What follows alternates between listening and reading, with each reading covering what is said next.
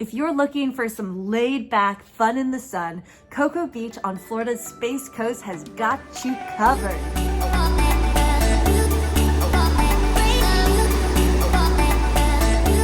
That's nice, isn't it? I love beaches and I love Cocoa Beach. This week's video is all about helping you to plan your trip to Cocoa Beach. If you're new here, welcome. I'm Christine with Where in the World is CL. I'm a nonstop traveler and I feel like I kind of just chase beaches around the world, but I'm super excited to talk to you about the best things to do, to eat, and where to stay in Cocoa Beach. Let's start with the number one thing that you have to do in Cocoa Beach, which is go to the beach. It's so beautiful. Cocoa Beach is known for surfing, and there are so many places that you can go to take surf lessons if you want to get into the water. And whether you're taking surf lessons or not, make sure you stop into Ron John's surf shop. Whether they have things for surfing or just everything for the beach, it's a really fun place to stop into. And if you're deciding to just stay sandside, it's so beautiful, but do know that parking is not free, and so you're gonna have to pay for a lot when you go. But they do have things like hot dogs on the beach. And one thing that you can't miss while you're there, make sure you're walking on the beach during sunset. It's so beautiful to watch the sky change colors, even though the sun is setting behind you. Number two favorite thing to do in Cocoa Beach is to hang out on the river. So you have Cocoa Beach and the beach on one side, but on the other side is Banana River.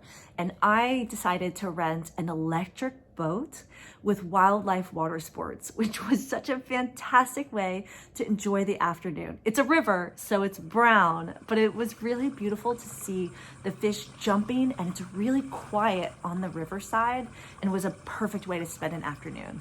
If you're enjoying this video so far, cheers that like button and tell me in the comments if you've ever heard of or been to Cocoa Beach before. All right, my number three favorite thing to do. You're on the Space Coast, so you have to go visit Kennedy Space Center. I happened to be here in June 2020, which is just post-COVID. And so they are just now opening the museum once again. And so a lot of the areas were closed, but it was so much fun. I definitely plan on returning in the future.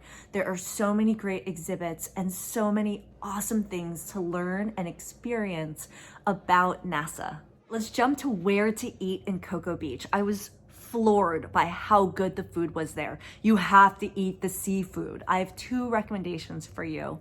The first one is Florida Fresh Grill. It's a casual seafood restaurant, but they prepare seafood perfectly, and it's so fresh. I really enjoyed eating the house down there.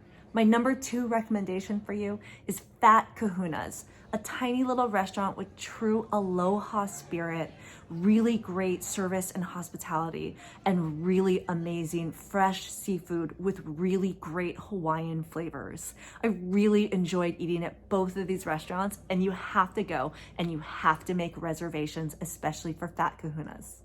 Ooh, one more fun tip. Fat Kahuna's is located right next to a beach entrance, so consider walking on the beach right after you eat there. And also, there's tons of bars right along that beach, so consider staying for a waterside drink at one of the other establishments afterwards. All right, let's jump to where to stay in Cocoa Beach. Decided to stay at the Hilton that's on the beach, and I would recommend staying at a beachfront hotel if you're planning to spend a lot of time on the beach. And that's because it gets really crowded and a lot of the lots totally filled up, and you're having to pay for parking anyway, so you may as well have easy access to and from your hotel.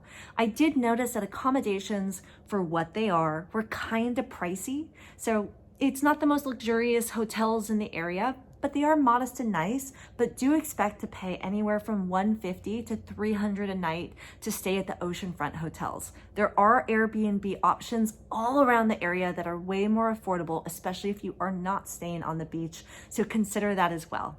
I know what you're thinking. What about Cocoa Beach Pier? It's famous. I know it is, and I droned the heck out of it. So stick around till the end for that. It's a little bit of a tourist trap, so I didn't decide to eat or drink there, but it is beautiful. I hope you enjoyed this week's video. Cheers that like button if you didn't already. Share it with someone that might find it helpful. I'm here every week with new travel videos. See you in the next one. Ciao.